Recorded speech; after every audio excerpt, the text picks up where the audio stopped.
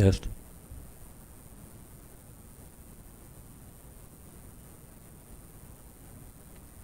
Test.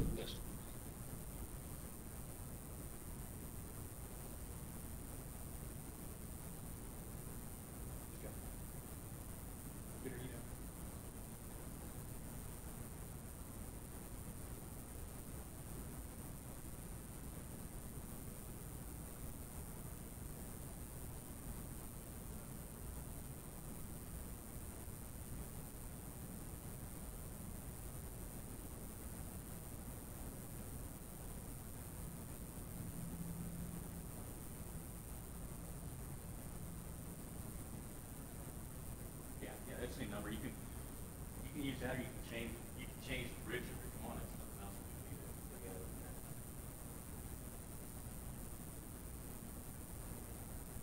Correct.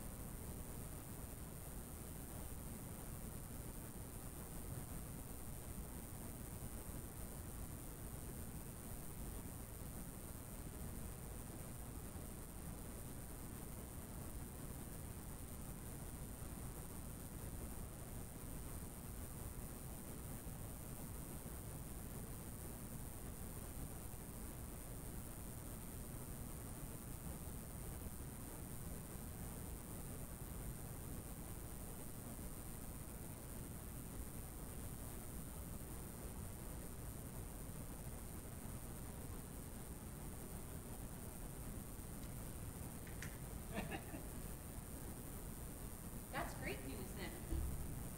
It's not okay, because what you need to look and make sure we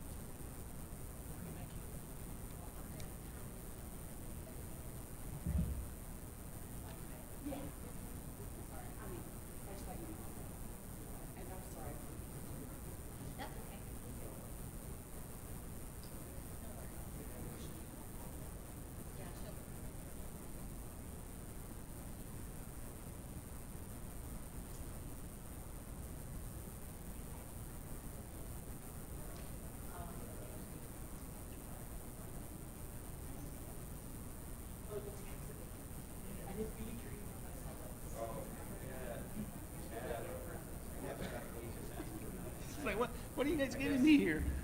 You're killing me.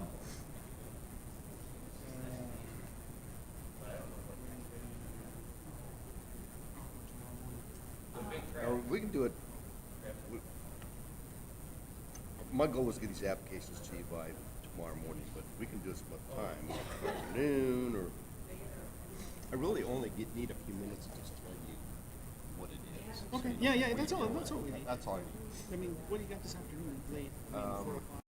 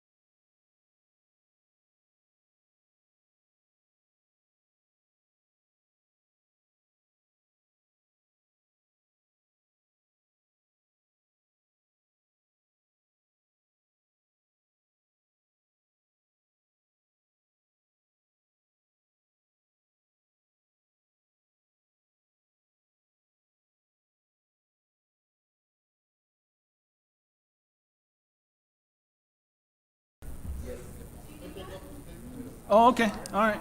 Well, I can make a note to myself, that way I don't have to, I'll put a little, I'll put a clip.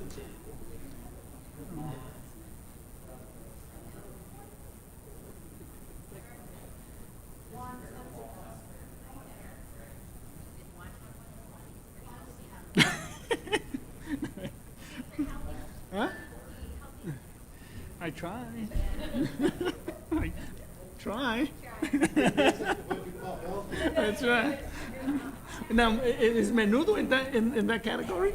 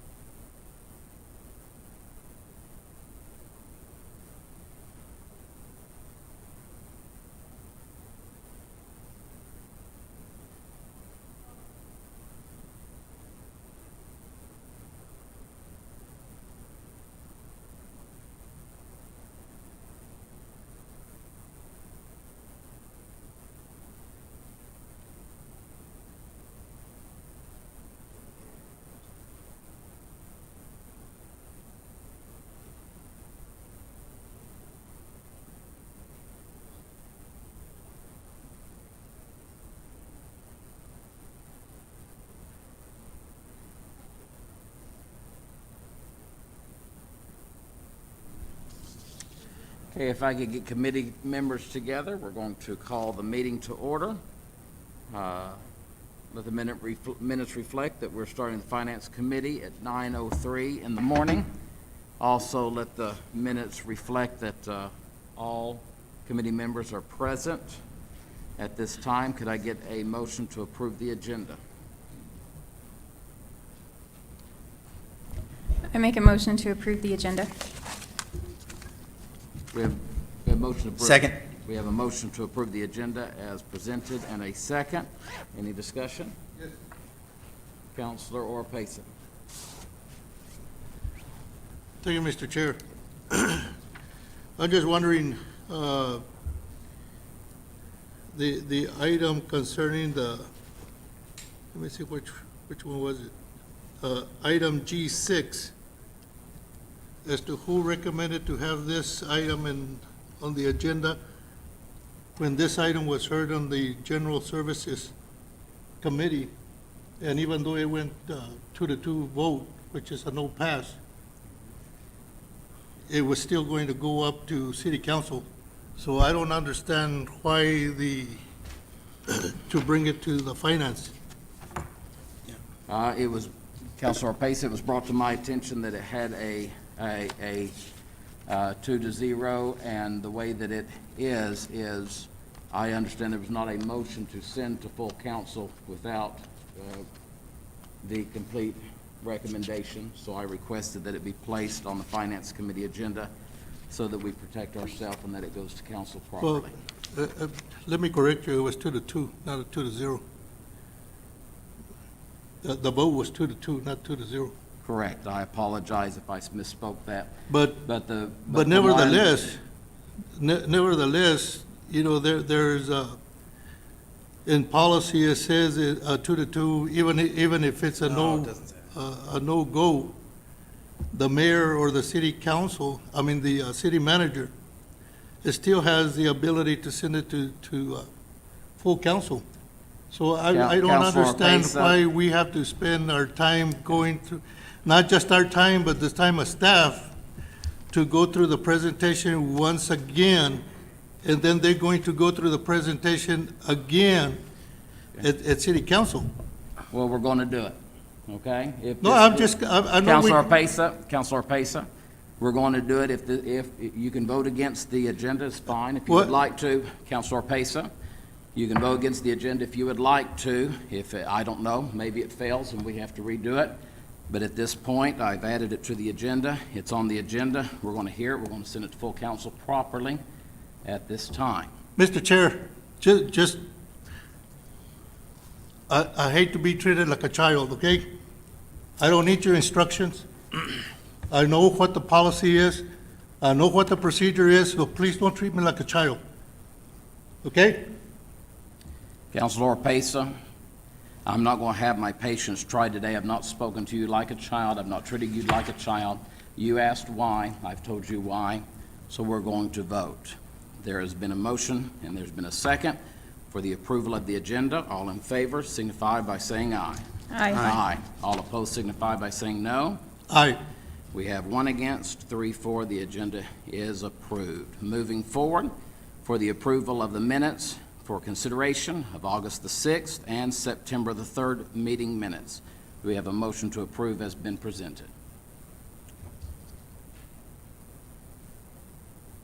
Mr. Chair, I move that we approve the August 6th and September 3rd, 2020 minutes.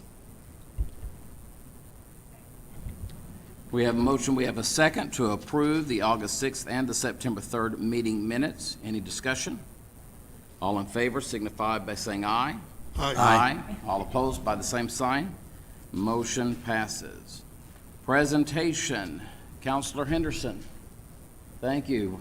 Come on up here in front of us here for just a moment here.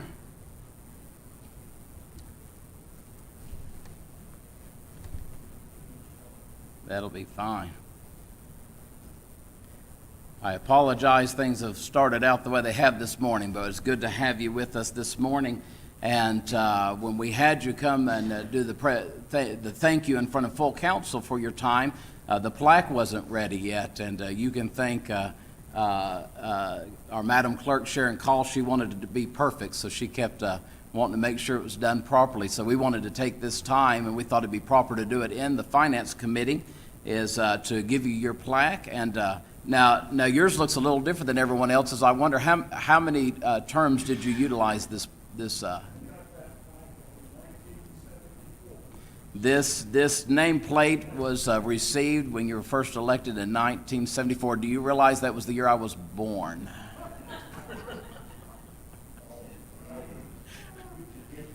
I went off the council after 4 years and had a span there. And when I went back on the council in 2004, I looked around and the kids had been digging rocks with it. Not a backyard, but it was still in very good shape. So I told them they didn't need to order plaque nameplate for me. But I still had my old one. And if it was okay, I just bring in, they could put it up. So You know, that's a great story. You served on finance for a good number of the years that you were on council, and he proved his frugalness by using his nameplate from 1974. And we get to use it for his thank you award Yes. too, so even, he's still saving us money. Save the city a buck. Well, Counselor Henderson, this morning, we just want to extend to you one more time our appreciation. The work that you have done on this council and the work that you have done on this committee we've got a lot to show in Roswell that a lot of people don't even realize, and a lot of it comes from your leadership. Things that we pass every day. I think of just right outside this window here, the riverbed in front of the museum, and the work that you put into it with finance to ensure that that project was done and that was cleaned up and looks beautiful. And we pass a lot of things every day, and that we take for granted and you've not ran out to try to get your name put on everything, but you've done us well. And as chairman of finance, I just want to tell you how much I appreciate what you've done.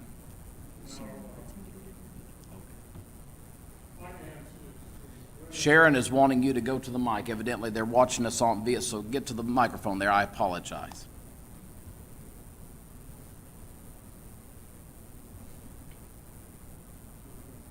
You can just hold that up to you, it's fine.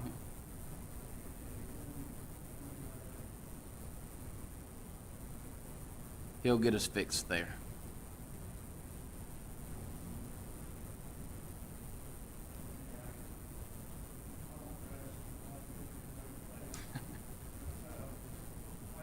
To say that it's how important it is to have good counselors on the finance committee. That finance committee kind of is in a spot where they control the finances to some degree and use their ability to try to make the dollars go a long way. And so it's like an old saying that I heard once. It's the golden rule, and it's probably not the golden rule you think of, Jason, but it goes like this: them that has the gold makes the rules. And so to some degree, and that's just in jest, but to some degree that's what this committee is. You control a lot of things because you control the budget. So I wish you well, and it's an important spot. And I thank you for this opportunity to receive my nameplate back. And I appreciated the years of service, total of 20 years on the city council. So thanks for making it great. Thanks, Mayor, for your help in making it great.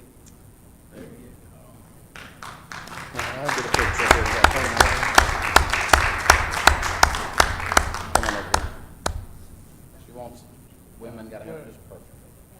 Juanita knows how to do this.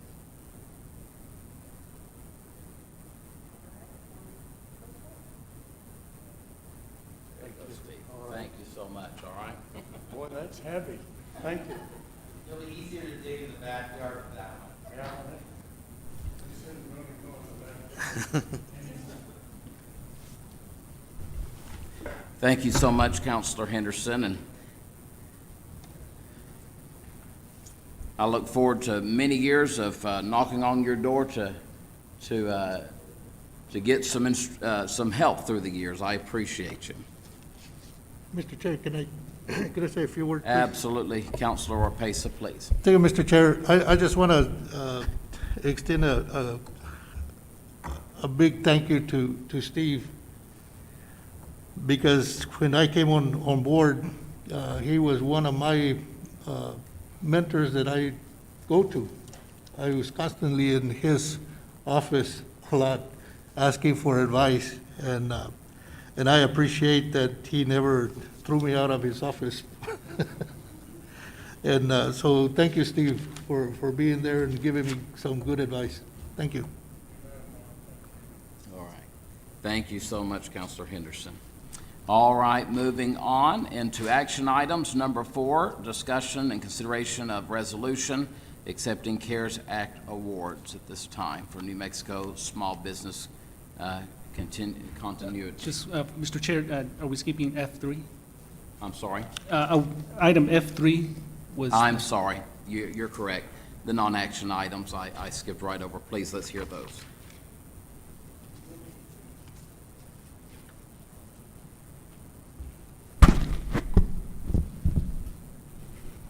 Thank you, Mr. Chair, Councilors, and I'll make it very brief because I know this information is just routine information that we want to present to you all on tracking of the gross receipts tax.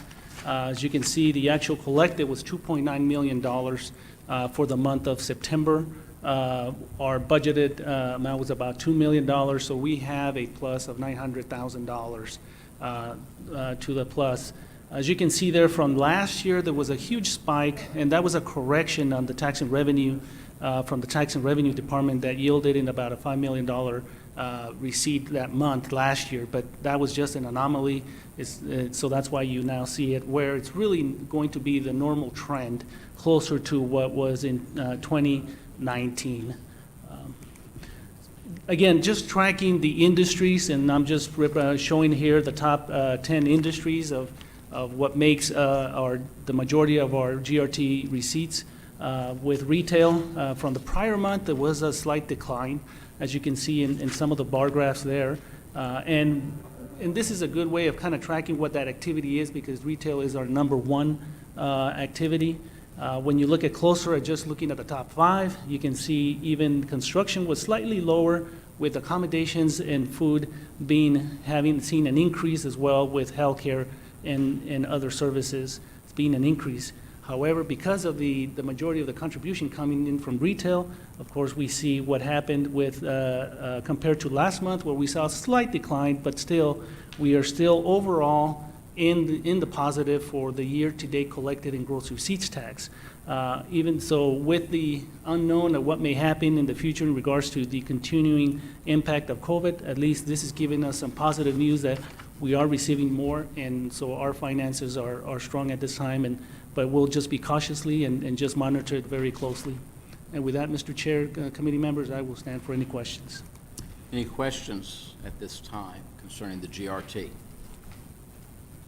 Comments? Okay, thank you. Lodgers tax report.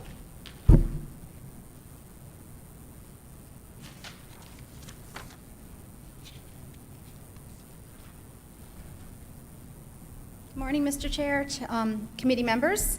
It's my pleasure to present the lodgers tax reports. So we'll begin with, have this first, right? Yes. Analogy that was presented through the STAR report, which is an 18-month rolling view from March 2019 to August. And I've put some information up here which addresses revenue per available room, which they call RevPAR. So if you look at the matrix, where we were in April and then prior, and see where we're coming out of it in August. So we're slowly increasing, which is a good thing. With the mandates lifting, I think that'll get even better. But I wanted to share this because I thought it was a nice view of 18 months, kind of where we've been and kind of where we're going. If anybody has any questions? Okay. And then we have the COVID comparison. I've updated it for September too. You can see that now we're allowed to do it 75%. So with this analysis, we're always ahead with the STAR report information. So we already have August STAR, which is occupancy 49.8% compared to last year at 76. So we know that that is down quite significantly.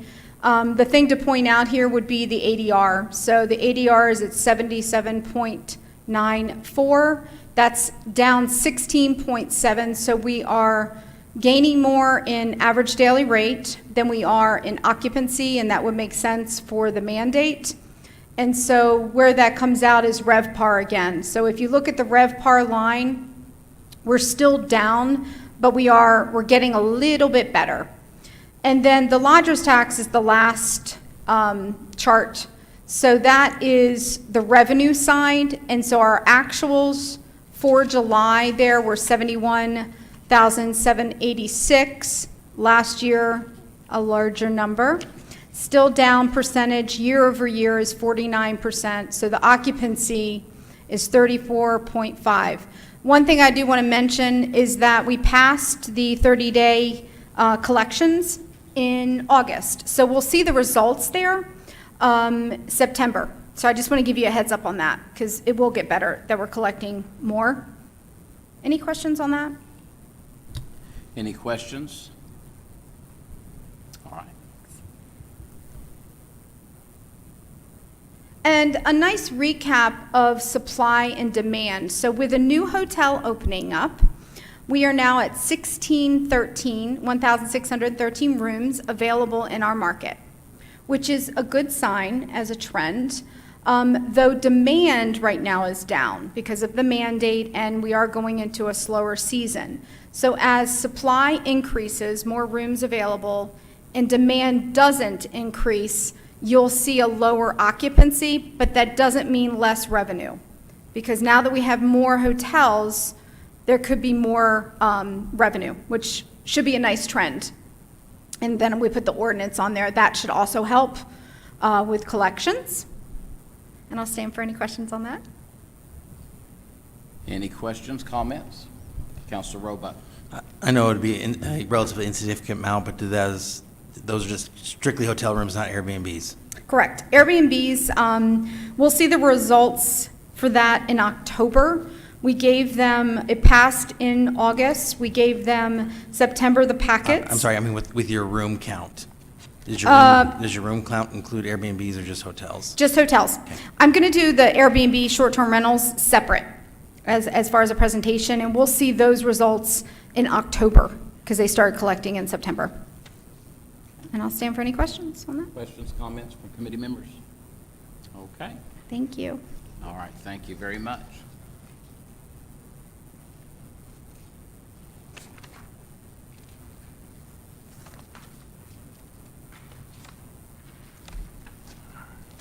Okay, here we go. All right, thank you, Mr. Chair, committee members. So the proposed resolution before you is to be able to proceed forward with processing of the CARES money that the city received. As you're all aware, the New Mexico was awarded by the federal government about $50 million for two communities, local governments, for small business assistance. The city of Roswell received $1.3 million. We are partnering with EDC. Mike Espiritu is here to answer any questions. They are assisting the city with the receipt of all of the applications from the small businesses who are requesting assistance. And the proposed resolution, in essence, is authorizing not only to acknowledge and memorialize the partnership that we have with EDC, but also to be able to give the city manager and staff the flexibility to proceed forward with doing all actions necessary to be able to expend the funds by the December 31st deadline. Because of the small window that we have, we need to be able to proceed forward as quickly as possible to make those, submit all those reimbursements for receipt for the small businesses. We did a similar action when the city received some appropriation for the homeless and the community kitchen for meals and housing. So this resolution kind of mirrors that action. And at this time, Mr. Chair and committee members, I will stand for any questions, and Mike Espiritu is available as well to answer any questions. Yes, Mr. Mayor, if you'll come up to a microphone, why don't you, that'll be fine, just utilize that one. Dennis Kintai, Mayor. I did have one question about this arrangement, and I apologize, I should have asked staff ahead of time. If I'm not mistaken, this is a reimbursable arrangement. In other words, we make a payment to a small business, they apply, payment is received, and then the state reimburses us. If, upon further review, it's found that the appropriation or the disbursement to the small business was an error, who is responsible? In other words, does this money come out of the city? Does it come out of the EDC? Does it come out of the county? How do we decide that?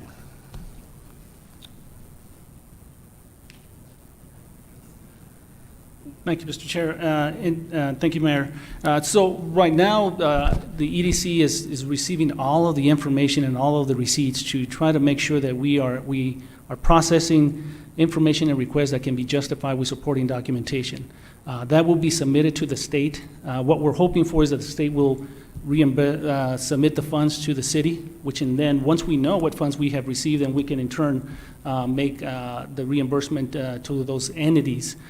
So it's always been that concern about having the city, being held to some extent liable for some questionable expenses or items. That's why we're asking for as much as information, and because we're dealing with quite a number of businesses and all of their documentation that might be varied from one business to another.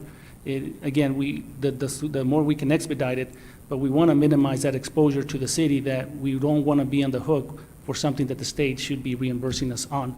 But Mike, if you'd like to kind of add additional comments to that.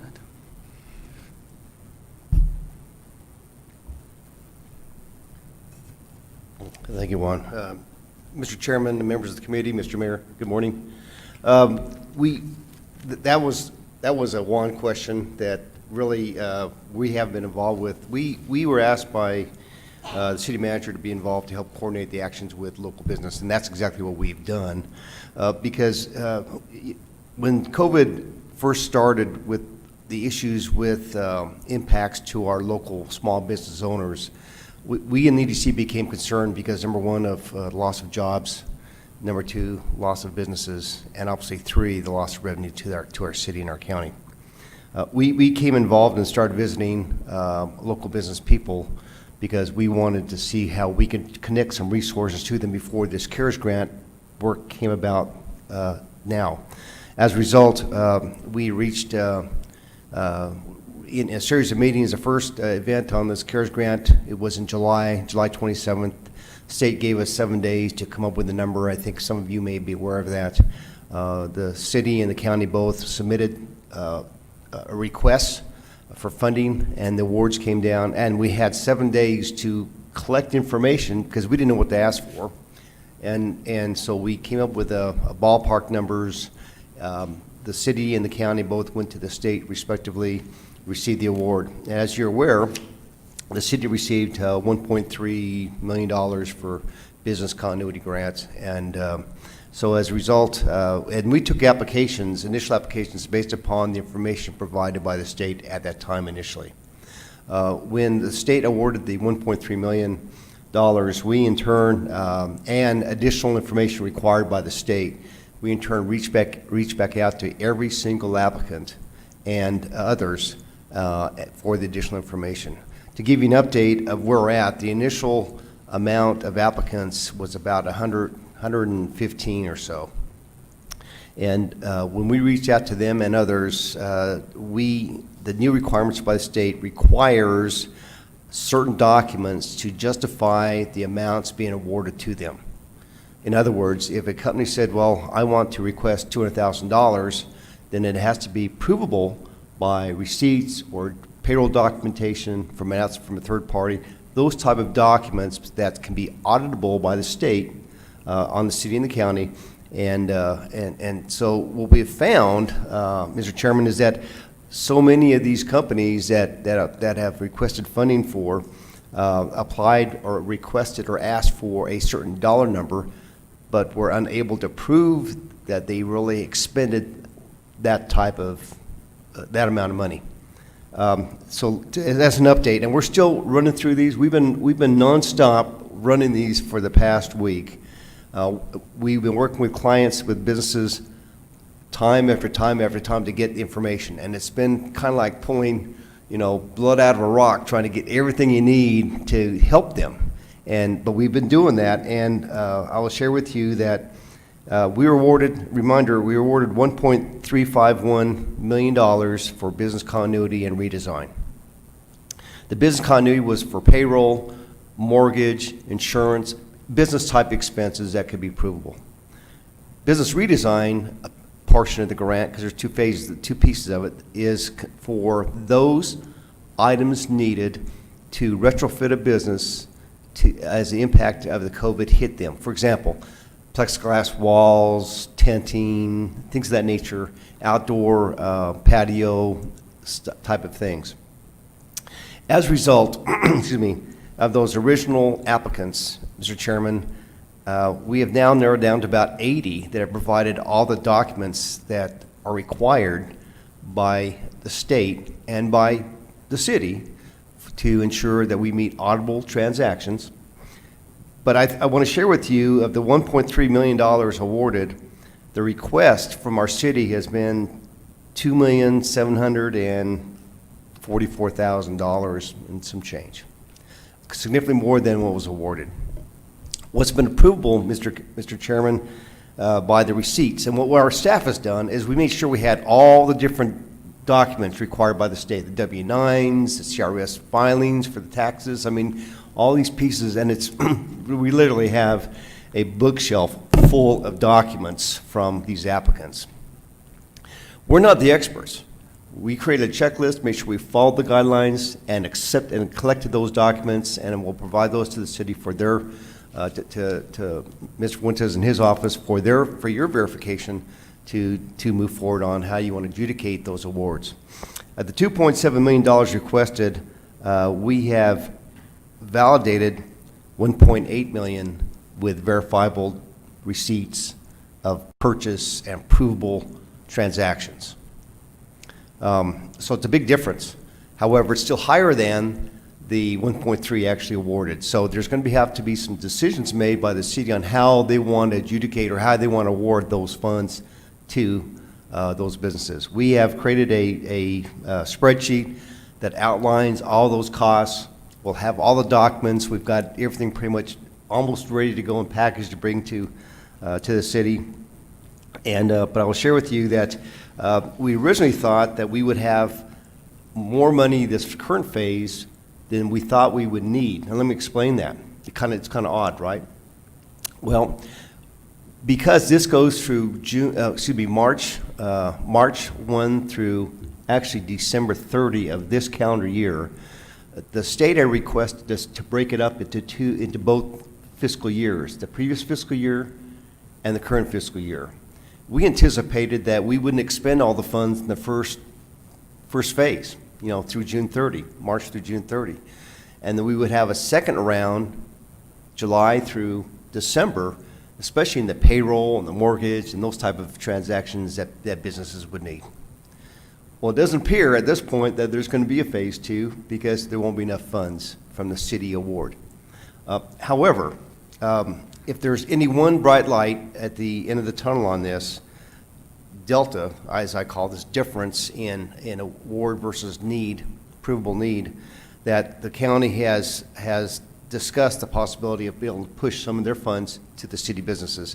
And that's certainly a discussion I think the city needs to have with the county and how they want to do that. Certainly not our responsibility. Our responsibility was just really to work with our local business people, to verify with them, get the documents, and then give you a package so you can make a decision and inform those companies and businesses how we can best help them. So that's where we're at with applicants. We're almost done, sir, and a lot of work put together. And I misspoke. I said 2.7 million. That was only for the business continuity. I didn't add in the redesign. With the total of the redesign work and the continuity work, it was actually $3.3 million in requests. And Mike, if I could add just a couple of things. Number one, is it prohibited for a business within the city to apply with both city and the county, or are they able to do both of those through process? I don't believe anyone has actually done that, and I've not heard that they could do both. So, but none of the applicants have done that. We've either have city, within the confines of the city limits, businesses, and businesses within the county confines. So we have not seen a application to both. The only reason I ask of that, of course, businesses within the city of Roswell are also within the county of Travis County. Right. And I just wondered if that qualification is a possibility just because, like you said, the lack to get it to completion. My other question is, and if you could just give maybe a brief explanation if there's been any addition. I was at the county commission meeting when Mr. Riggs, county manager, spoke on the portion that the county actually received exuberantly more than they had requested for their personal portion for payback, and they were hoping to be able to transfer that over into the business portion.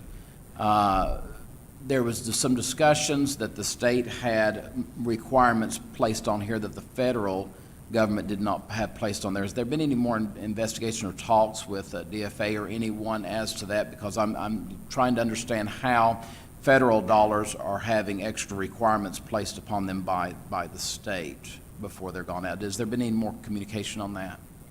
Mr. Chairman, not to my knowledge. I don't know. I would suggest maybe a discussion with the county to determine whether they've been fruitful in that, if they've continued that dialogue.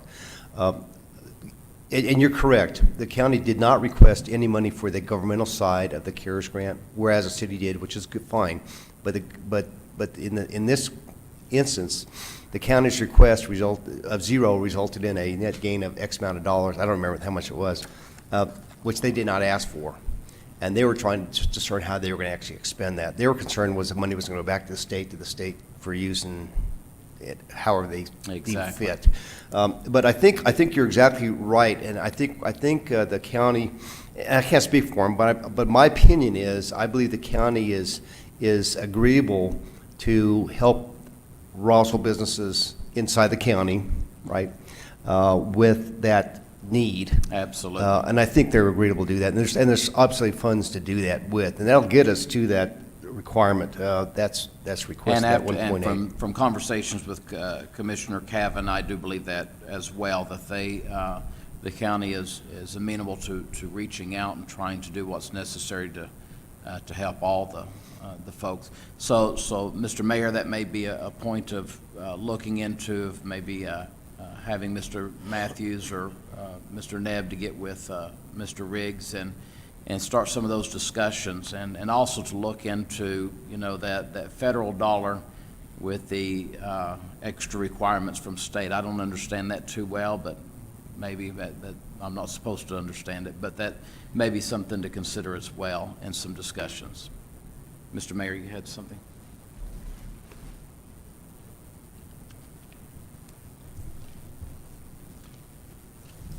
I appreciate the presentation, however, my question is unanswered. If there is an error in allocation of funds to a business, what entity will be responsible? Because this is a reimbursement. In other words, a check is cut, sent to a business. We are relying on the EDC staff to do this, which is fine. But if there's an error, does the city have to absorb this, or will it be the EDC, or is there a shared agreement? Because this does happen. Things do, and the state has been, shall we say, relentless in clawing back monies. We've seen this when they've made overpayments on gross receipts. They pull it back. So I'm concerned about us being overexposed in this, and so I just think there needs to be some type of defined responsibility / liability in this awards process. So Juan, I think, and Mike, thank you very much. Did anybody have any questions for Mike or any? Thank you very much for helping us to better understand this. And if I might add, just so the agreement for these funds are with the city of Roswell. So ultimately, we are responsible for making sure that we follow the state guidelines. So there is that exposure to us, no doubt, not only for this award, but also for the local government award as well. So that's why we're doing our due diligence with making sure all the documentation is submitted and making sure that we cross all our T's and dot all our I's. But ultimately, the agreement is with the city and the state. Mr. Chair. Councilor Orpesa. And along those lines, whether the city or the county is responsible if there's a mistake or an error, where does the small business fall in? Are they also responsible to repay? That is correct, and that's why we are requesting, and that's part of the process and some of the documentation that the state is asking us to make sure that we have on file. It is certification forms that the applicant, in this case, the small business, will have to certify that is true and correct, their reimbursement request for those items. We are asking for, the information like their CRS information, are they in good standing with the state? There's a lot of information that we're asking them to provide us so that we're not just providing an agreement, an award to a business that does not exist. So we're wanting to also make sure that they're on file with the city and have a business registration license as well. So it's, ultimately, if there is a discrepancy, then we would have to, obviously have some sort of way of contacting that business. But again, we're trying to avoid that to make sure that we have all of that covered. When we have the first packet of information to submit for reimbursement, it's going to require walking through that information and requests with our representative at DFA to make sure that everything has been covered. The individual that we're working with is also the individual that we work with on the CDBG, and I can tell you she's very meticulous in what the information needs to be submitted. So I will be working with her very closely to make sure that we reduce as much of that possibility of exposure happening to us. Any other questions or discussion? Okay, I will entertain a motion for the resolution.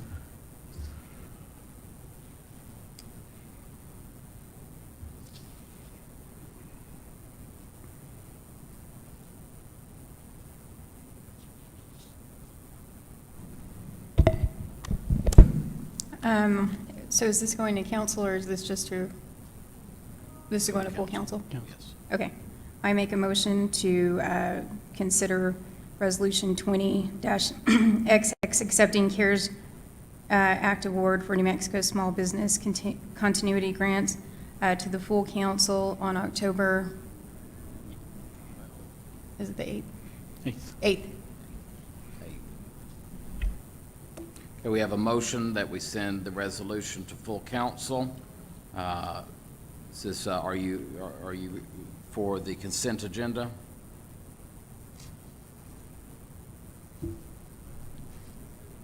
It's a resolution, so To consent. let me just ask Mr. Mayor, because of the questions that have been asked, would you rather this be put as a regular agenda item? Okay, consent is fine, okay. We have a motion for the resolution to be put on the consent agenda of the full city council. Do we have a second? I will make the second for sake of us having conversation. So motion and second is made. Any discussion? Mr. Chair, Councilor Pace? I would request that this one go into the general agenda instead of consent. Okay. So, Mr. Fuentes, what happens if this committee does not send this resolution to full council? Mr. Chair, committee members, because this is part of the award that we received, so we have a short window. Ultimately, we need to get direction from the council. This is an award that was not included in the final budget, and it is in the proposed budget adjustment resolution that is forthcoming as the next item. So without clear guidance and direction, then, of course, as Mr. Espiritu indicated, they've done quite a bit of work in not only processing the applications, but all of the information.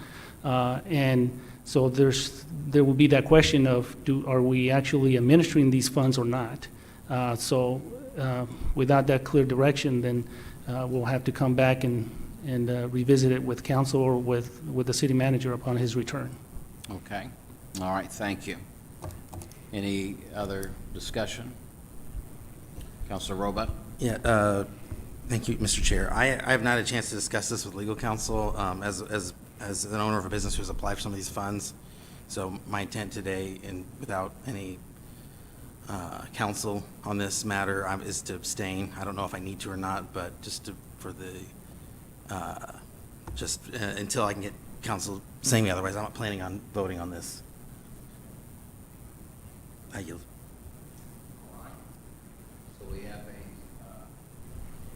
So Counselor Roebuck at this time is abstaining from the vote.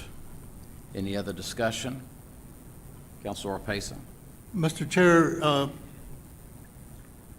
if I'm correct, and Judy can, Counselor Stubbs can correct me, because she's the parliamentarian for the most part. But I believe that an abstention, doesn't that go as a yes vote? According to our policies?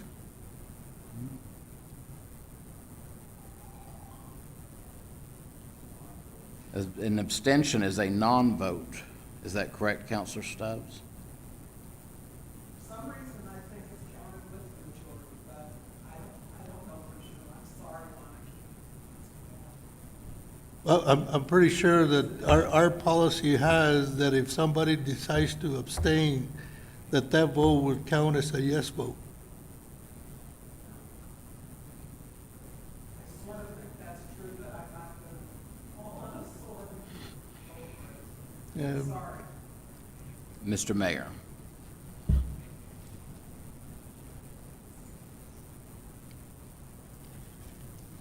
An abstention is a non-vote. It does not count. It is not counted towards one side or the other. It's as if Councilor Roebuck got up, which he could do, and walk out of this room. And if he did that and didn't participate, which he could physically do right now, would have the same effect. So rather than leaving the room, he sits there and articulates the reason why he is not participating. Mr. Just one moment, I'm sorry. What was that, Judy? Could you come to the microphone since it's on record? While she's walking up there, Chairman, Sharon is saying that our attorney says abstaining is not a yes. Okay. So our legal counsel says that abstaining is not a yes vote. He overrode me? No, I'm just saying that typically an abstention, there has to be a legitimate reason as listed in Robert's rules. So if, for example, if there's a possibility of a financial gain, Correct. that's probably the most legitimate reason for abstaining, and it typically needs to go on the record. Unless Parker overrides that too. Not so far, but as Counselor Roebuck stated on the record, that because his business has filed for these funds, he feels compelled to abstain. And so my understanding of it, when we abstain in cases like that, you're removing yourself from the debate, you're removing yourself from the conversation, you're removing yourself from the vote. Correct. Okay. And to my knowledge. Yes, ma'am. Thank you, Counselor Stubbs. Mr. Counselor Chair, Orpesa. then I think we need to revisit Resolution 1765, and I didn't hear Councilor Roebuck the reason for abstaining. But in his case, I think it would be a recusal instead of an abstention, because in our Resolution 1765, on, what is it, item, or anyway, it's the subsection voting. It says, all applicable members of the governing body must vote either yea in the affirmative or nay in the negative. Subsection 2 says, a present member who does not vote will be officially recorded as a yea or affirmative vote. A member of the governing body may recuse himself or herself from voting on an item prior to the governing body taking up such item. And that's where I was coming from. I'm starting to get a better idea as to where this is going. I believe that an abstention is a recusal. He's recusing himself from the situation. I do agree with you that there are some things within the governing rules that need to be readdressed. I will agree with you, Councilor Pace, on that, but I believe in this particular situation that the abstention is a recusal. They are pulling themselves from the vote at this time. Okay? With that being said, is there any other discussion, any other questions? There's a motion and a second on the floor to send to full council. Councilor Orpesa has requested, and I will honor that request, that it be placed as a regular agenda item for the resolution accepting the CARES Act awards in the amount of $1,351,000 for New Mexico Small Businesses Continuity Grants in Roswell, New Mexico. All in favor signify by saying aye. Aye. All opposed, same sign. Motion passes. Moving on to the next, recommending the City Council the budget adjustment for fiscal year 21.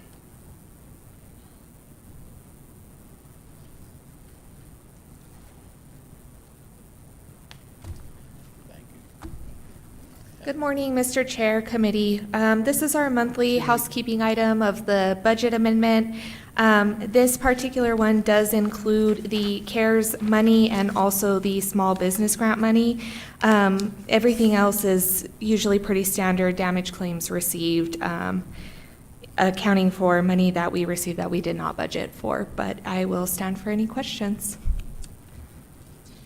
Okay, this is just for the budget adjustment for FY21. Any questions, comments? I'll entertain a motion. Mr. Chair, I move that we approve Resolution 20XX to amend fiscal year ending in June 30, 2021 approved budget. Going to the consent agenda. consent agenda. Second. We have a motion and a second on the floor to send this resolution for the budget amendment to the full City Council on the consent agenda. Any discussion, questions? All in favor signify by saying aye. Aye. All opposed by the same sign. Motion passes. Thank you very much. Thank you. All right, approval, recommendation of approval of Roswell Recreation Department fee schedule. How are we doing this morning? Very well, thank you. Yes, sir, go ahead. Mr. Chairman, please. Council, thank you for meeting with this morning. I'm working off of two resolutions right now. Resolution 1939, and that was passed in May of 2019, and Resolution 1836 passed in, I believe it was July of 2018, for fees for the Recreation Department. When we opened last year, we noticed that we had some gaps in the ways our fees were structured, especially for the Recreation and Aquatic Center. The fees that were passed in May 19, I think were meant more for the Aquatic Center than what we do on the recreation side. So if we apologize. So the first part is the fee. This was the Resolution 1939.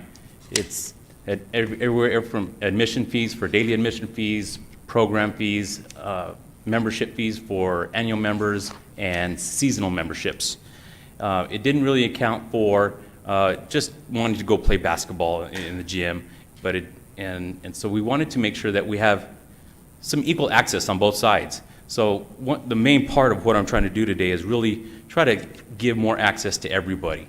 I'm not looking for a rate increase or anything like that. It's more just access. So I'll go through those here in a second. These first couple slides are just for context of the past resolutions. We have our athletic programs on there. Some of those things we don't even do. Some of the 3-on-3 or the 6-on-6 or 5-on-5, those type of things. Trying to pare those down into actually what we do for our rec center. And then this part was mainly for the adult center. And for the most part, I'm leaving everything just intact the way it is. The one thing I am doing on the adult center is we have 3 different group rates for room rentals there. I'm paring that down to just one straight rental. The group A, B, and C, there was never real definition on who fit where. It was very ambiguous, and it wasn't a good setup. So I'm going with one straight fee. So these are the fees for the Recreation Aquatic Center. I started with breaking them out. So I have everywhere from daily entry, monthly rates, and then we're switching from seasonal rates to quarterly rates. We're really kind of missing the boat on the seasonal, and I'll explain that in a second. If you want to go swimming, those rates are still intact. If you want to go swimming, nothing's changed on those rates at all. On the recreation center, the gym only, if you want to go play basketball on our open gym, I'm making that very, very affordable for our youth and our seniors and everybody to go, just to go play basketball, play volleyball, practice, things like that. They're not using a lot of resources, and they shouldn't have to pay $5 just to go do that. And then I also have a combined rate. So if some people like to go back and forth for the day, they want to spend the whole day there, that's fine. I'll charge you $1 more just to do that if you wanted to do that. I also have monthly rates. That's something that we had a lot of requests for. A lot of people says, I'm only here for a month, or I can only afford by the month. I wanted to give that option for that as well. So we have aquatic center rates, recreation rates, and a combined rate for that as well.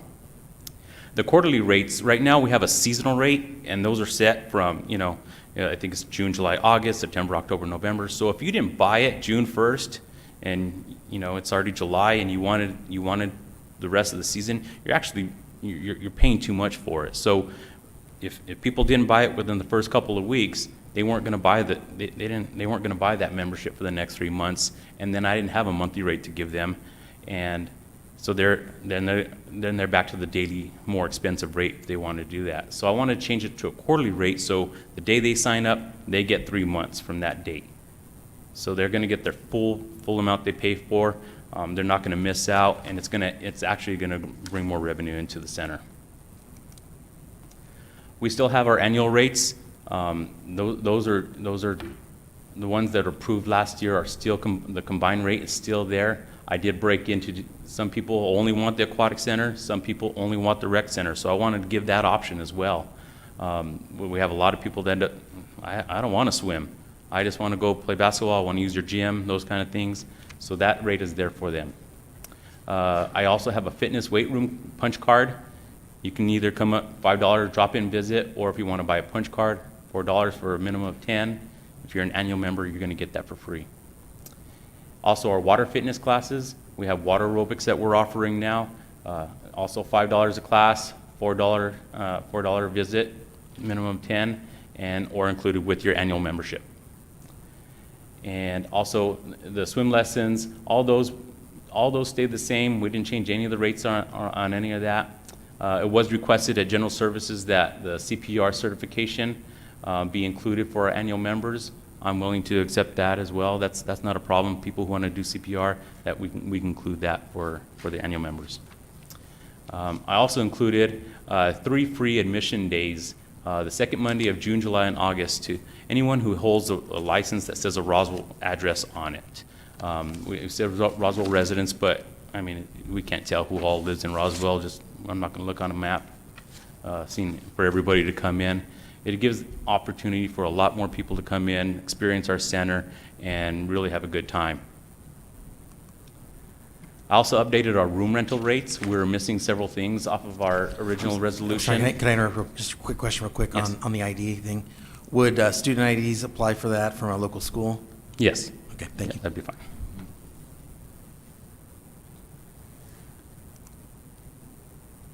The room rental rates, we're missing a few rooms, such as our group exercise room, our conference room, and then I divided our courts appropriately. Some of the courts have more seating, more room, so I made sure that we charge appropriately for all of that. Also have a full recreational facility rate, and if they want to use AV for any of the rooms. The aquatic center, all that has stayed the same. We're not charging any different for that. We're hoping to have a lot of things this summer. Of course, that didn't happen. So we're going to see how that goes next summer when we can rent our aquatics facilities out. As for the adult center, like I said, I went to one straight room rate for all the rooms. Our large room 22 is $40. Our smaller classrooms are $35. One of the smaller the other 2 small classrooms are $25 and these are hourly rates. To make clear. And then our large, big auditorium one is $50 an hour. Our hospitality room is still free to go in and play dominoes, drink coffee, mingle. Billiards is still $1, $10 a month if you want to buy a monthly punch card, or the card room is still $1 punch card. I also like the option of, for people we have, or groups we have annual room rates with, they're there year in, year out, to be able to negotiate with these renters on a rate that's suitable for us and them. If I charge them some of these groups the rates here, they won't be able to afford it. They won't be able to come in and use the facilities. So I want to be able to negotiate with these groups. Well, there's just a few of them that we'll pay on an annual basis. They're done, and we're good for a year. And then finally, we have our recreational sports, youth volleyball, basketball, soccer. All those, we didn't change any of the prices except for the adult sports. They went up slightly, and that's just on a cost recovery model. We need a little bit more to reach that on the adult side. And then we still have our spectator admission, $1 a visit, or a $7 season pass. And our runs and races are $40 or $50 for the day of the race. And with that, I stand in for any questions. Counselor Kennard. I was just curious, how many people have an annual pass? We have about 1,100 people right now that have actual annual passes, and most of them are family passes that have, they could range from anywhere from 3 to 6 people, because it's up to 6 people. So it's about 1,100 that actually have a pass right now. And just going back, I wanted to clarify, for the aquatic center rental, Yes. is that $500 an hour? Yes. Okay, I was just wondering. Thank you, Chairman. Yes, Counselor Roebuck. Thank you, Mr. Chair. First of all, I think this is really good work. I really appreciate it. Hopefully, a year from now or 2 years from now, it would be great to see these, what the actual annual revenue is attached with these particular fees. Obviously, we have no way to know right now or when anything useful. I also, too, before this goes to full council, if we could specify all those hourly rates, because when I read them, I did not assume those are hourly rates. I think that's a very important clarification to make, so let's make sure that is Absolutely. actually in documentation, because that does significantly increase the cost per event versus per hour, so, which I don't necessarily have a problem with that, but I think we should definitely specify that. Absolutely. Question on adult sports on page 34. So we have adult volleyball at $200 a team and 3-on-3 basketball, $100 a team. First question, is there a rate, and I'm okay with this going with it, but I'm just curious more than anything. Mm-hmm. Is there a particular reason for that? And is it possible to just have an adult sport team rate that, say you introduced a different sport next season, that we wouldn't have to come back to here and you would have your one rate that you could use as kind of your rate, so. We could do that. I mean, it's really always up to you what you really want to Sure. do. The reason I have the difference in the adult volleyball and the basketball, I mean, the 3-on-3, you're only going to have a team of 4 or 5 people Sure. max. On an adult volleyball team, we're going to have about 10 people on that Okay. on that roster. So that's the reason we do have more officials because of that. Sure. So that a little bit cost difference Sure. on that. Okay. All right, great. Just an idea, not something I'm hung up on at all. So, Sure. just a thought. So, but I think this looks really good. I appreciate your work on it. Thank you. I yield. Thank you. Any other questions or discussion? All right. I will entertain a motion that we send to full council the resolution establishing these fees and charges.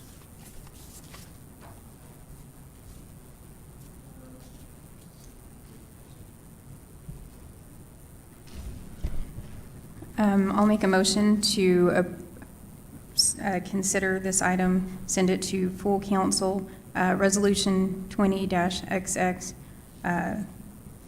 fee schedule to council on October 8th, sorry.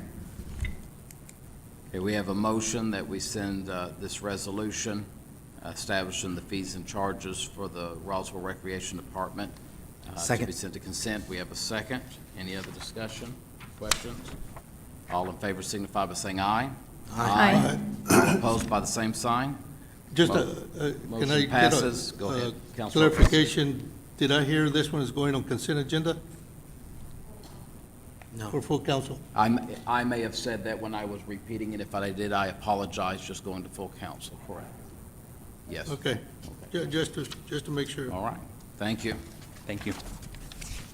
Yeah, All right. I definitely, if it didn't pass 4-0, we, in the other committee, it certainly should go to, as a regular agenda item. All right, we have discussion and consider of approval for the advertising fees for Transit, Air Center, and City Marquees. Good right. morning, Ms. Jennings. How are you doing today? I'm doing well, thank you. Good Wonderful. morning. So this one is, we're all talking about fees, so we're presenting this new program for advertising within the city. A little bit of background, some of our departments were collecting fees for different facilities, and we've decided that it would be in the best interest of the city to have this managed by our department, since we primarily work in marketing and PR.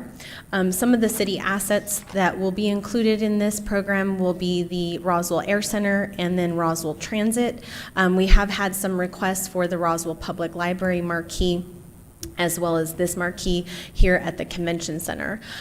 So one of the things that we'd like to do is make it consistent and fair and have a standard streamlined opportunity for businesses and those that are willing or wanting to advertise with the city.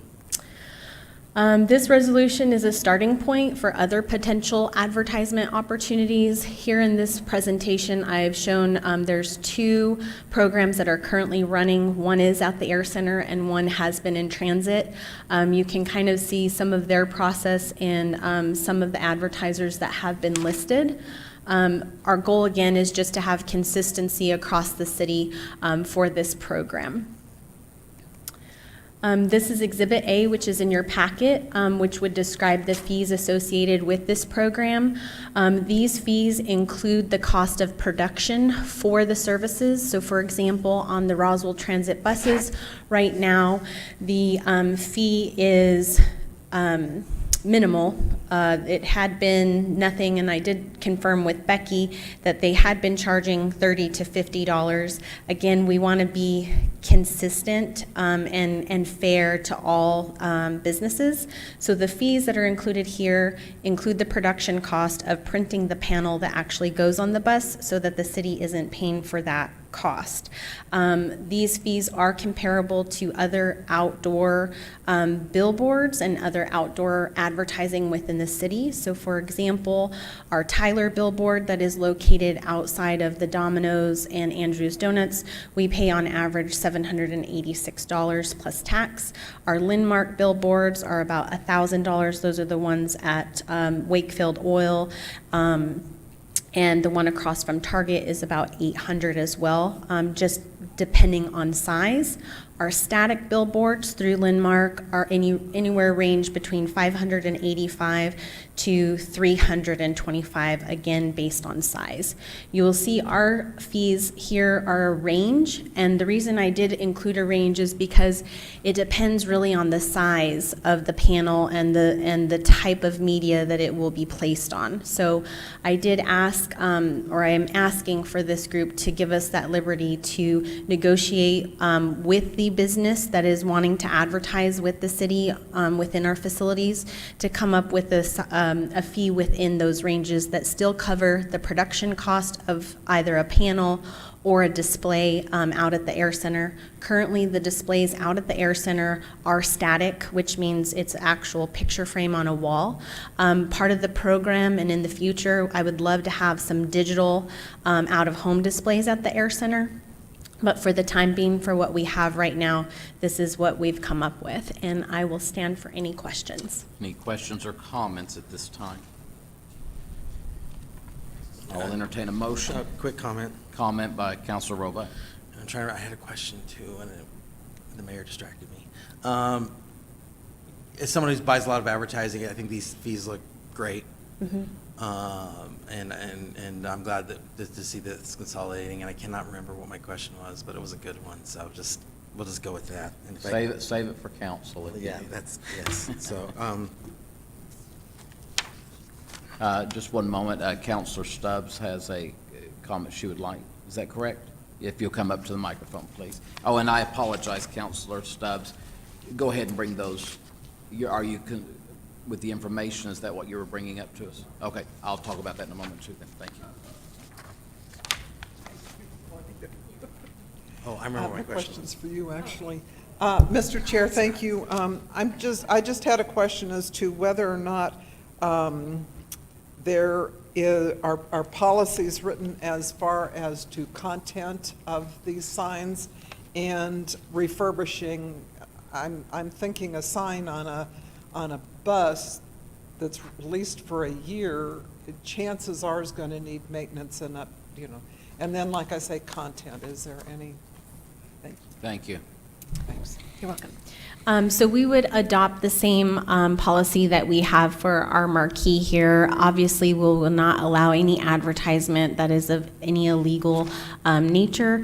One other thing, there won't be any political ads, just based on our government policies to keep those separate.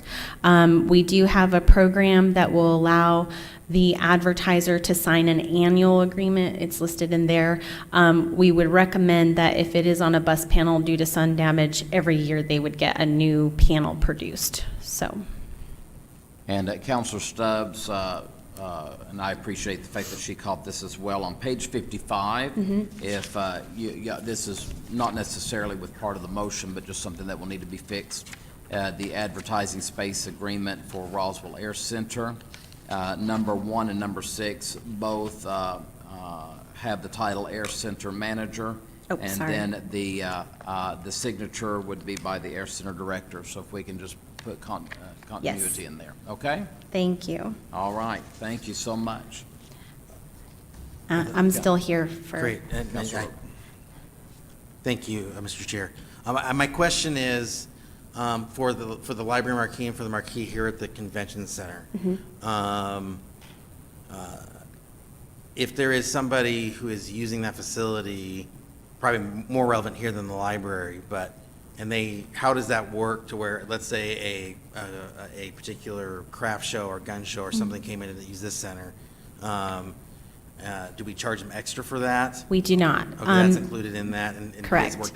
Was my main question. And just for further knowledge, our intent to run digital advertisement will be on a share of voice. What that means is it would be a 1-to-5 ratio so that you don't have 20 different advertisers running on one spot. And especially those will be very significant for the marquee as well as the Air Center. It dilutes your reach and frequency when you're advertising.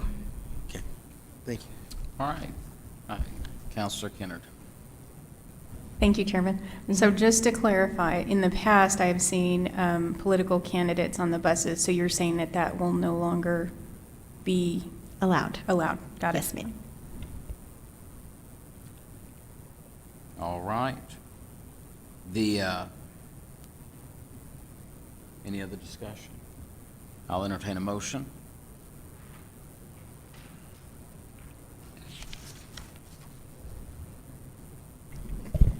Resolution's on page 52. I'll move to, this is going to consent? Okay. To send this to consent agenda for the October 8th City Council meeting, the Resolution 20-XX advertising fees.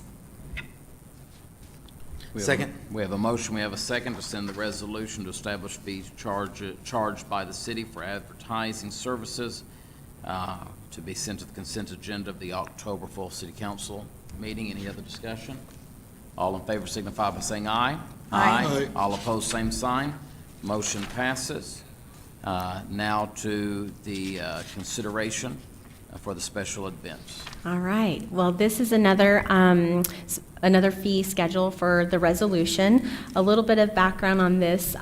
Public Affairs started working with special events back in 2017. It had previously been managed and operated by our Parks and Recs department. At that time, we decided to streamline the services for special events, and it was The fees that were associated with events were built into the Parks and Rec resolution, which was 1836. It was adopted by council back in 2018. Since then, we've established a special event team, which consists of all internal city departments that would have interaction with a special event. It streamlines it for the event organizer. And so what we're doing with this event resolution is just putting all special events in their own resolution. We are keeping this slide here will show you what our fee schedule on the right, which is equipment rentals and other fees, and then the resolution that is in the Parks and Rec. We just want to consolidate and combine these. There are some things that had been removed from this resolution, which include tables and chairs, which we just don't have the manpower or the opportunity to continue to provide that service to this community. We also believe that it's an opportunity for some of our local businesses to provide that service. So in this resolution, I did want to point out there are a couple of revisions and updates that we are requesting. City personnel, that was previously at $20 per hour. We've increased it to $30 because there have been step and COLA increases over the last 3 years.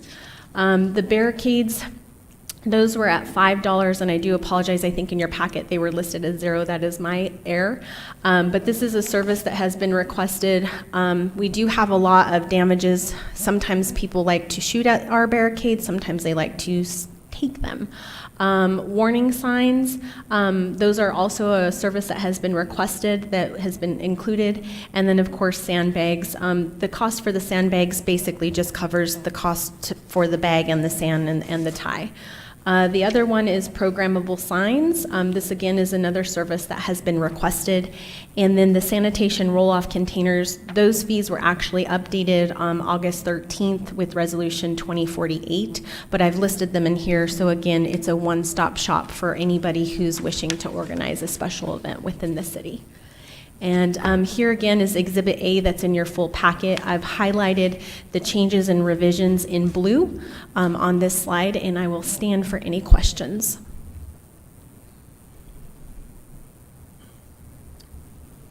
Councilor Robot.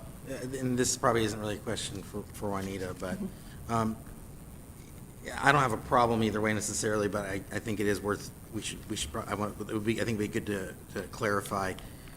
Previously, these fees went to General Services Committee. Is there a reason they're coming to us now? I mean, which is fine if the chairs from General Services and here have agreed, that's fine. I don't have a problem with it, but I was just curious if there's a... The reason they're coming to Finance Committee is because now they're under Public Affairs, and I report to the Finance Committee. Okay. Fantastic. Great. Any other questions, discussion? I guess, and again, I think this is something that as we go forward with this, with all of our fees really, it would be great if we do a job of saying what is the actual revenue connected to these fees. Because I think at some point, there might be a reason to drop a fee if it's not generating revenue. If we have a fee, and that'll also give us an indication of maybe that fee's too high or too low. We can look at something and see what's the actual usage and the actual revenue stream. And I think really citywide, we need to be working in that direction to do that, because really, otherwise this is all gut work for us at this point. We're looking at these numbers and we're saying, that feels right, and I would sure love to have numbers behind that. I'm happy to present the 2019 cost of the city report to you. Unfortunately, most of these fees, we've only collected about $11,000. The city actually ends up paying most of the services for the event organizers because the fees don't cover the actual service of our labor and staff. Okay, I understand what you're saying there, but that nonetheless, that doesn't justify any particular one fee. It just says the whole system's broken. Well, I'll use sandbags, for example. Sure. So the fee for sandbags, the $5 basically just covers the cost of the bag and the sand and the tie that we use for them. So the city really isn't making any money off Right. of that. We're just providing a service to the event organizer. Passing on the cost. Correct. Yes, okay. So what you're saying then is, if I may, to make sure for clarification, you're saying that you tried to base these fees based on strictly cost recovery. Yes. So, anyways, it'd be nice to have the numbers that explained all that on the backside, or certainly, as well as the amount of revenue, and the usage numbers as well. I think would be very helpful in the future as we look at these fees. And I know that part of this thing is get the fees in place so we can actually have the same fees in the same department year over year. So I know we're not there yet, but there probably was no way to even present that information today. So I'm not saying that it should have been here, but hopefully in the future we'll have that. Thank you. I yield. If I could say, and this won't be any surprise to Ms. Jennings, because I was not in favor of the fees when this first came about for numerous reasons. I think that would be helpful, though. Maybe that would be more helpful to persuade someone like me. If these fees have generated $11,000 over the last year, my concern is $11,000 doesn't do a whole lot for the city. In the end game, is it really beneficial, the time that's put into trying to keep track and making collections and that kind of thing? Using, for instance, the sandbag, for instance, if it's $5 a sandbag, I'm assuming that if they get 30 sandbags, when the event's over, they don't get to keep the sandbags. They actually do. They do get to keep the sandbags. Well, they get to make a sandbox out of it. But the microphone stand, they're not keeping that microphone stand. Over the use of 5 uses, that microphone stand's been paid for. But a microphone stand can be, that microphone stand can last 10 years, 15 years, So I have concerns. My biggest thing, and you'll remember from back when it came, was the mobile stage. That thing is old. We've had that thing forever. There was a donation made to the city, a significant donation in order, Councilor Stubbs will remember that, to allow the city to have that. So I just have concerns and reservations on that. So I'm going to stay consistent with my vote in this. Any other discussions, Councilor No, Roebuck? I think you bring up a good point. And as we work through these things, in this particular arena, why does the city provide these services? We provide trash services because we're the only one equipped to do that. These services, we may or may not be the only person equipped to do that, but certainly maybe we are. But I think that there is an unspoken, or perhaps at some point, some people have the idea that we provide these services because they serve as an economic benefit to the city. So that if the city has these things, it makes it easier for an event or somebody to come in and host their event. Same reason we have this center here. Why do we have this center here? We have it so that it'll generate economic thing. And so I think that to that, the other thing that also, some of these services are also, like you talked about the trash cans and stuff like that, some of it's also so that the events don't have impact on the city keeping trash up. So I think that, it's a very complex and messy thing, but I think that that's where those factors also come in, because you're talking about, do we charge for these? Well, if somebody's bringing in a event that's a public event, gosh, let them use this. I mean, I'm not saying that I'm not going to, I'm okay to go ahead and vote for this, because I want to get cleaned up, and then we can go from there. But that's the kind of thing, it's like, if we had 20 more people use the stage, if we charge for free, then why not we just let people use it for free, because the city reaps an economic benefit, or like Parks and Rec, it reaps a quality of life benefit. So these are very complex things, and so certainly while I think cost recovery is a good place to start, so we know what where we're actually at the end of the day, if it was about cost recovery, we would just cancel this, because $11,000 does not cover all of this by any stretch of the imagination. There certainly is another benefit, whether we've stated it in here implicitly or it's a general understanding of why these things even exist in the first place, and it's that benefit that this provides to the city. And then in that case, really, as I'm talking through this, in that case, really, it should be similar to our other quality of life services, where we should have some sort of cost recovery goal, and it should really fall under that kind of thinking. But I think it's a discussion to continue on. I look forward to seeing more data, and I don't think any of these fees are unreasonable until we establish a bigger philosophy of the what's and the whys. So I yield. Any other questions or discussion? Councilor Orpesa? Thank you, Mr. Chair. To me, the fee recovery is good.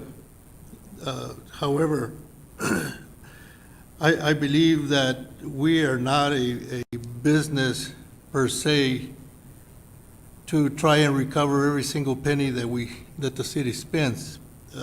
In my opinion, we're a quality of life service providers.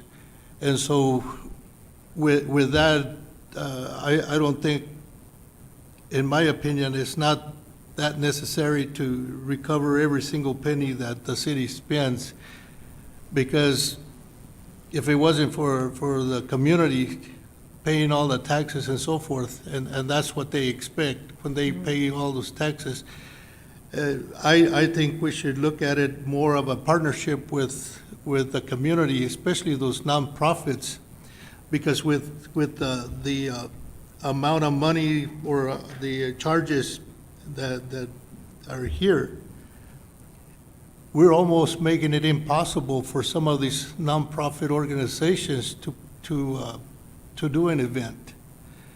And one of them, I don't remember which one it was, that was scheduled, and we turned them down because, or they backed out because the expense was so great, that I think we're hurting our community by trying to recover even a 50% recovery. That is a lot of money, even in the sports and so forth. And so while I believe that the city spends a lot of money providing a lot of these services or equipment, I think that, to me, is a given as far as I am concerned for the community with the taxes that they pay. Thank you, Mr. Chair. May I bring up Mr. Gallegos for just a minute to speak? Absolutely.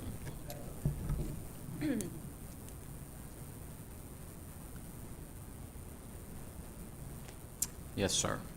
Mr. Chair, Council. To back up a little bit what Ms. Jennings is talking about, one of the parts we look at the cost recovery is because our services, our manpower is what goes out and puts these things out. That mobile stage, my guys have to go grab a truck, pull the stage out. It takes a whole day away from our center and what we do there just to provide this service. So we have to charge them something. We have to have some kind of fee to do this, because we might have to give something up on our end just to make this happen. We have to, I mean, that mobile stage, again, it's old. It needs to be repaired, replaced, something like that, because it is old. We don't have funds in my department to replace that by any stretch of the imagination. Also, our budgets this year were based that we have to meet certain cost recovery guidelines. It's written out in the budget, and I believe Ms. Jennings, even her department has cost recovery which I think is really hard for her to do, you know.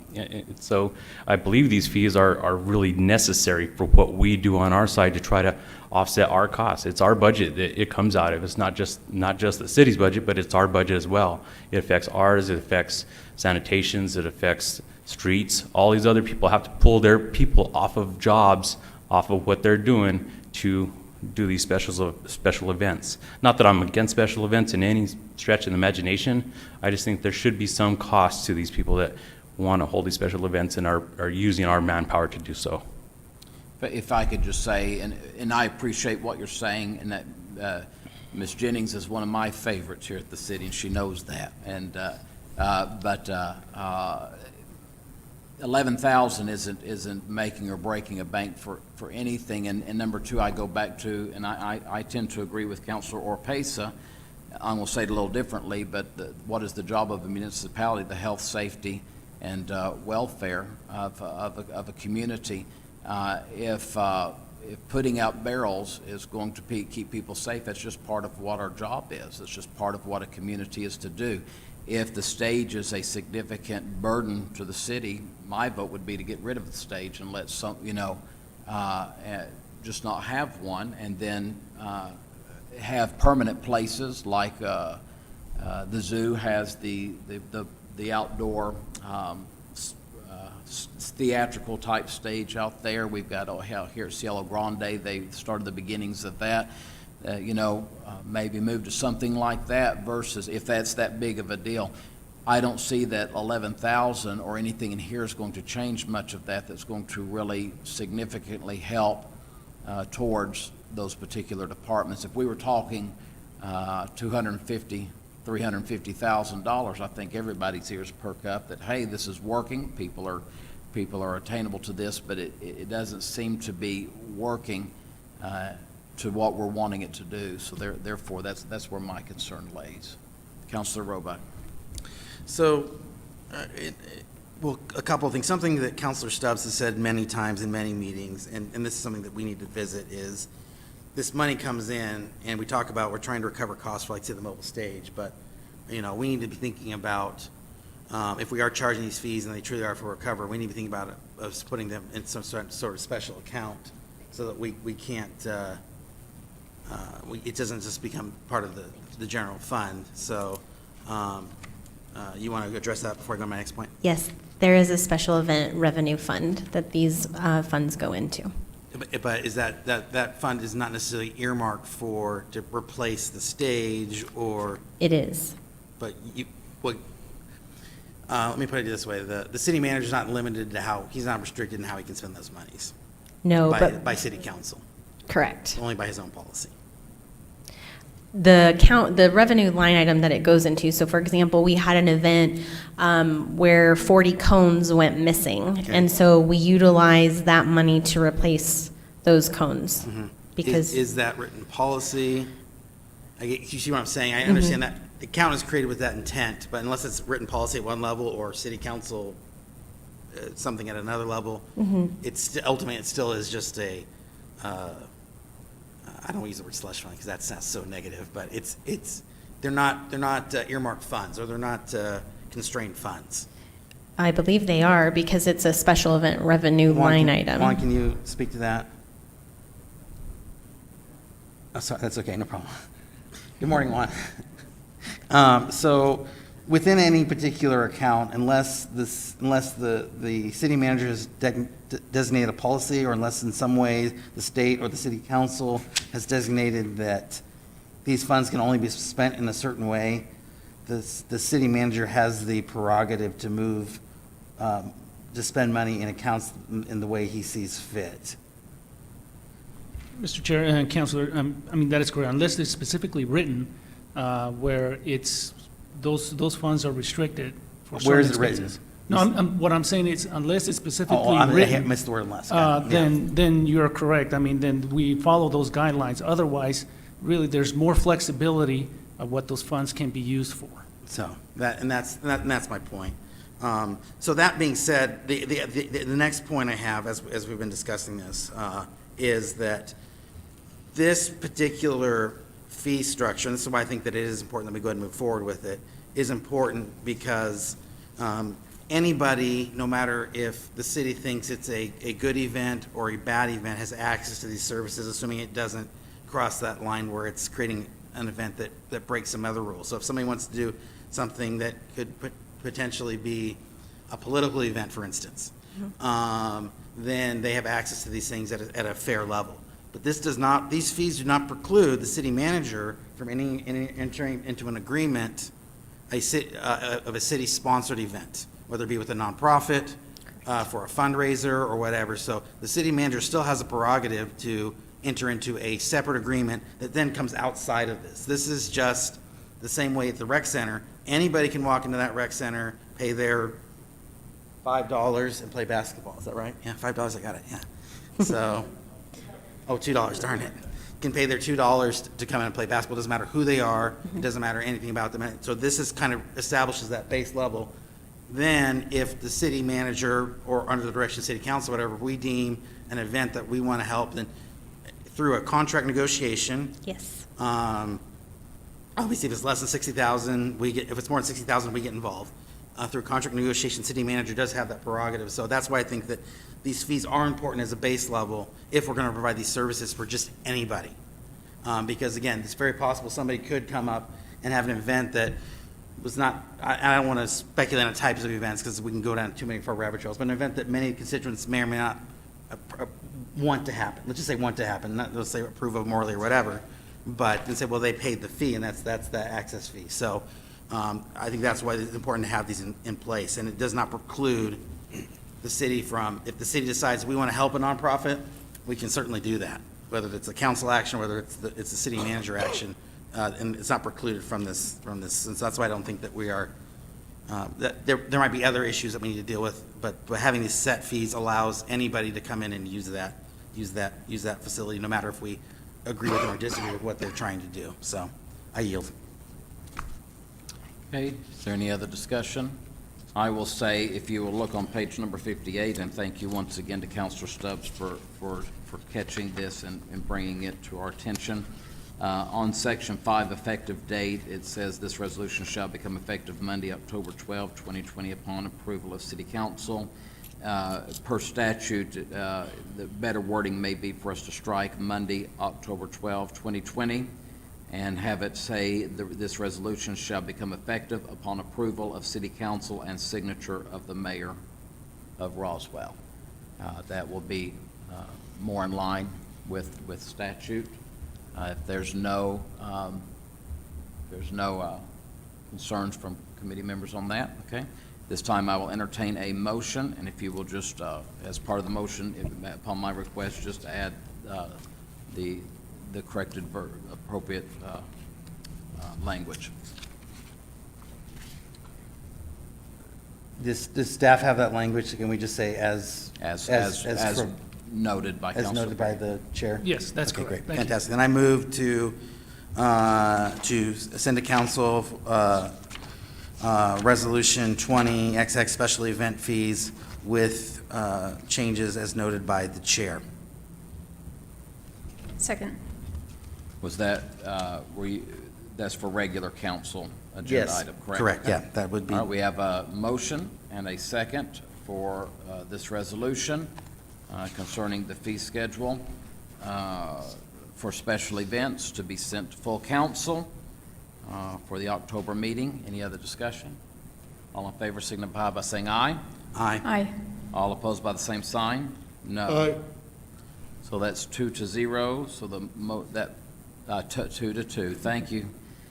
Between Councilor Payson and Councilor Roebuck, I don't know why I cannot get that correct today. I apologize. 2-2. So the motion fails to send to full council. Mr. Chair? Yes, If sir. you would indulge a motion to send this to full council without recommendation, I would like to make that motion. So a motion is being made to send this resolution to full council without recommendation of this committee. I'm assuming with the, As previously presented. as previously presented with the corrections of Section 5. We have a motion. Second. We have a motion and we have a second to send to full council without recommendation from the committee, which would be the appropriate measure. At this time, I don't have a problem sending to council without recommendation. Any other discussion? All in favor signify by saying aye. Aye. Aye. All opposed by the same sign? Motion passes. Thank you. And just for the record, that is the appropriate way for moving things forward. If a 2-2 split, the item should indeed die where it is without the committee taking up to go forward without recommendation or another committee taking it up and taking it to full council. Thank you very much. Thank you, Ms. Jennings. I appreciate it. You're welcome. And so we're moving, well, you're getting to move on to the next one for us. I have So why don't one you more. share with us about the RFP for Groundwork Studio? Okay, RFP 20008, wayfinding. To give you guys a little bit of background, the City of Roswell created a wayfinding plan in 2016. That plan included some entryway signs and other great opportunities. Since 2016, the city has only installed the entryway signs throughout the city. So it had been kind of lingering, and one of the changes that occurred in 2019 is we have this new brand campaign, and so the city manager has directed me to take on this project moving forward. So I thought the best way to move forward with the master plan that was created in 2016, knowing our 2019 brand, is to go out to bid to a company that can help us not only create the designs that were previously determined, but incorporate the brand, but also get some results and have installation and fabrication done within a timely manner. So these 5 proposals were received from firms on August 18th.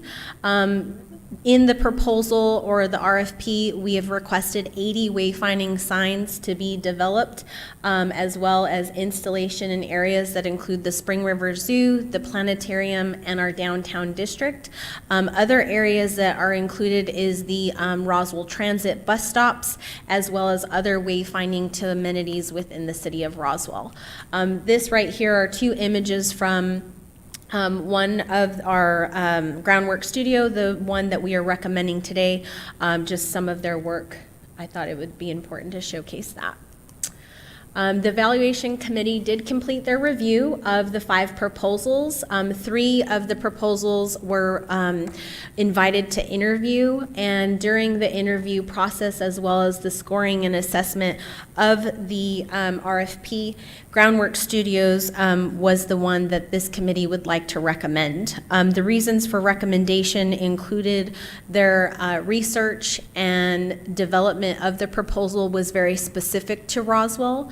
They also had a lot of relevance in past work that would showcase very well within the city. They also stood out in their proposal because of how relevant in size their project scope of work would be.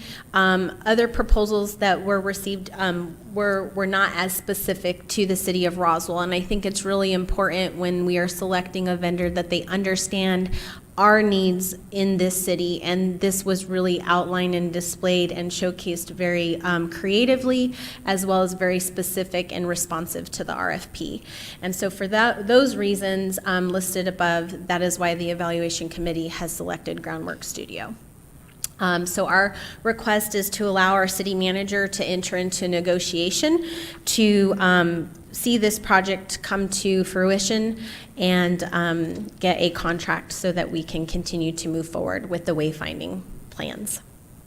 And I will stand for any questions. Any questions or discussion from committee members? Councilor Orpesa. Thank you, Mr. Chair. You know, I have a big concern voting on an issue when I don't have an amount before me. And not that I'm not against it or anything, but I have a hard time trying to vote for something that I'm not sure what the price is going to be. And I'm not saying that I don't trust the city manager in any way, shape, or form, because I do, but I think it's important for the community to know exactly what is it that they're getting for the price that they're paying.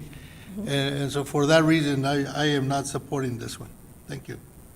May I address your concern, sir? Sure. The reason why there is no price was, I believe we did have a price, and it was requested at this meeting that we do take the price out. We did want to give them a range in the proposal. We ended up taking that out, and we are hoping that in the contract negotiation, there will be a price range. And the reason why we're asking for a price range is because the 80 signs, depending on their material and type, the price would be different. But we would request an actual cost sheet once the design and the location has been selected. And so that is why there's not a price in here, is because we're not sure what materials will be needed at the various locations, and that would be part of the process as we go in working with Groundwork Studio. And I appreciate that, but however, still, when the community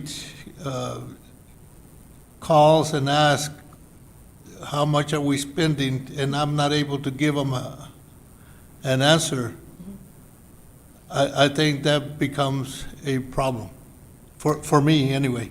Understandable. I think the contract would have the price included in it, so we would be able to provide that information to the public.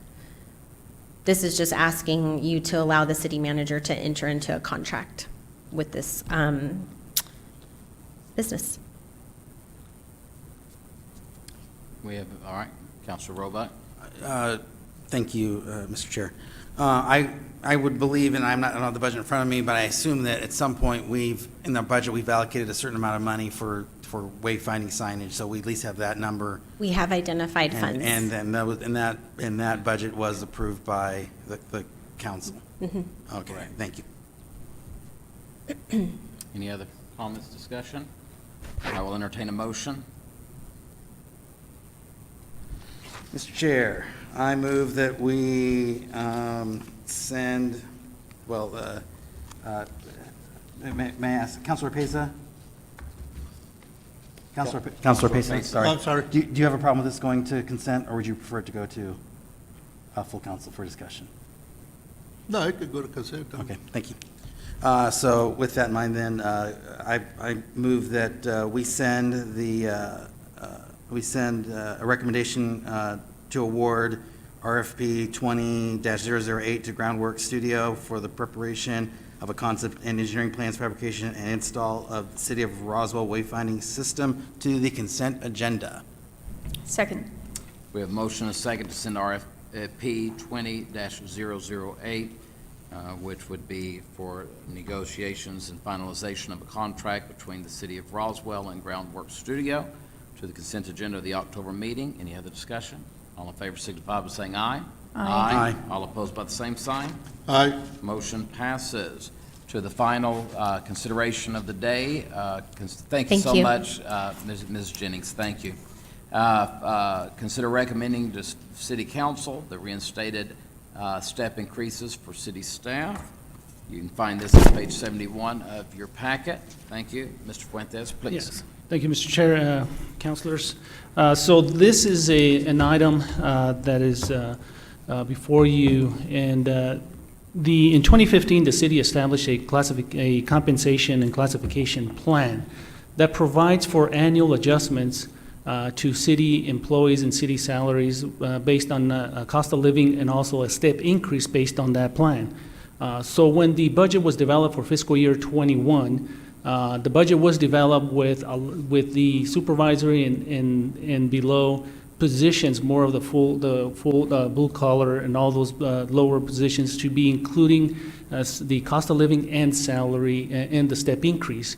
Those positions, supervisory and up, we only included the cost of living, but not the step adjustment.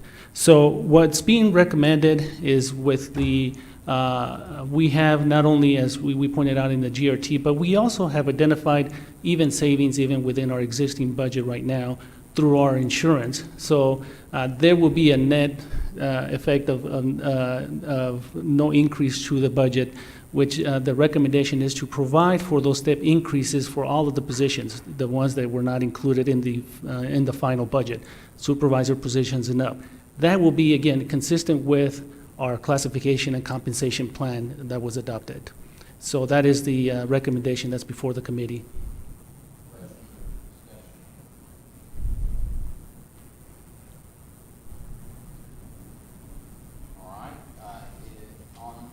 I apologize, did not have my microphone on.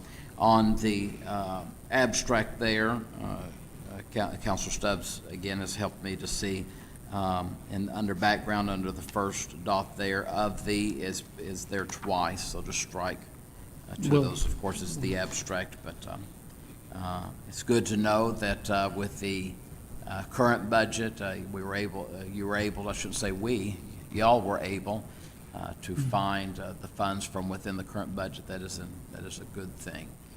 So also, just for state of reference also, because I've been asked this, what about the other employees? They have gotten their step increase, their cost of living adjustments as per the agreements with the union at this time. That is correct. And that's also within that was approved and agreed upon with the union, and those were already put into the budget, and they've already seen those.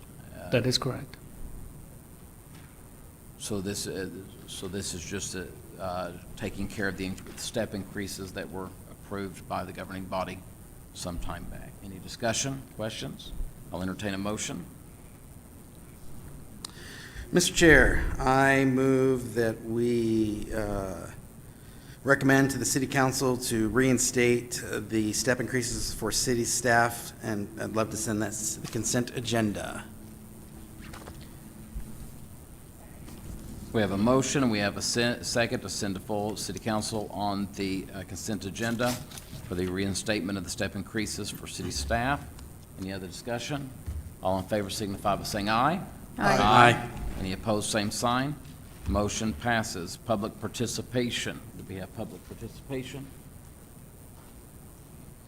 We have Ms. Rita. Are you wanting to speak to us today? Thank you so much. Please make your way up. And I see you're wearing pink today. All right.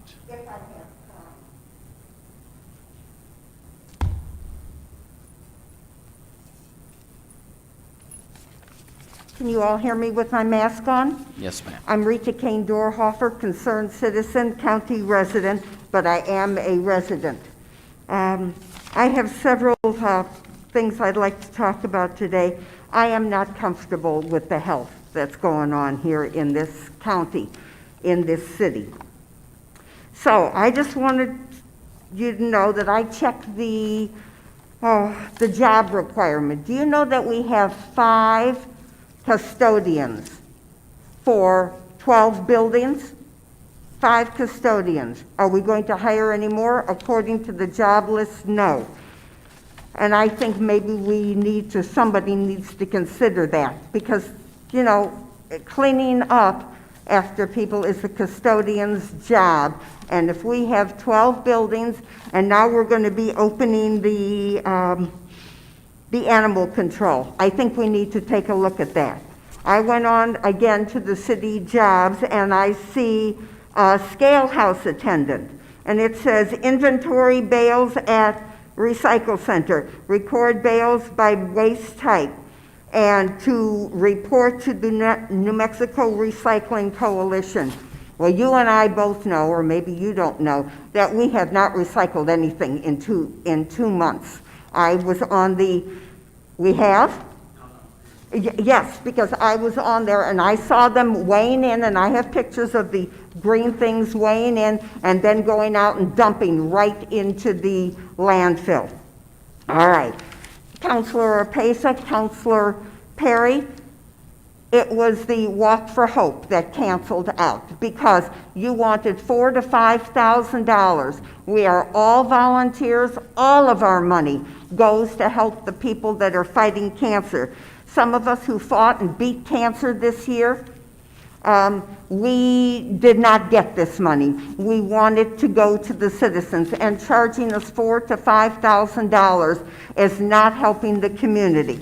Now, on a happy note, we do have the Walk for Hope, which is on Friday, but we are not asking people to walk around. You come, you pick up your t-shirts if you are a cancer survivor, or if you have already paid your money. We will be selling pink things. We will be selling our extra t-shirts. I realize we only have like 100 left, and I will be there at 3 o'clock on the courthouse lawn. We start in conjunction with First Friday with Main Street Roswell. They have allowed us to participate with them, and all the money that we get, every single penny, goes to the cancer survivors, and we do have applications for those that are fighting and beating this disease. So, thank you. Can you just share with everyone, just very quickly, very quickly, how can they make a contribution? You can write a check, you can hand it to anybody who is on the board. By the way, if you want a tax write-off, we are a 501c3. You write a check and you can take it off your taxes. You can give me the money. Trust me, I don't need the money. I will give it to them. Or you can come on Friday night and you can buy stuff. I will be out of town this Friday, but if you'll see me as soon as this meeting's over, I will make my contribution and get that taken care of, okay? Thank you so All right, much, and thank you for the Rita. cancer survivors. Thank you for caring about the others here in our community as well. Anything else to come before this committee? We will stand adjourned at 10:54. Thank you.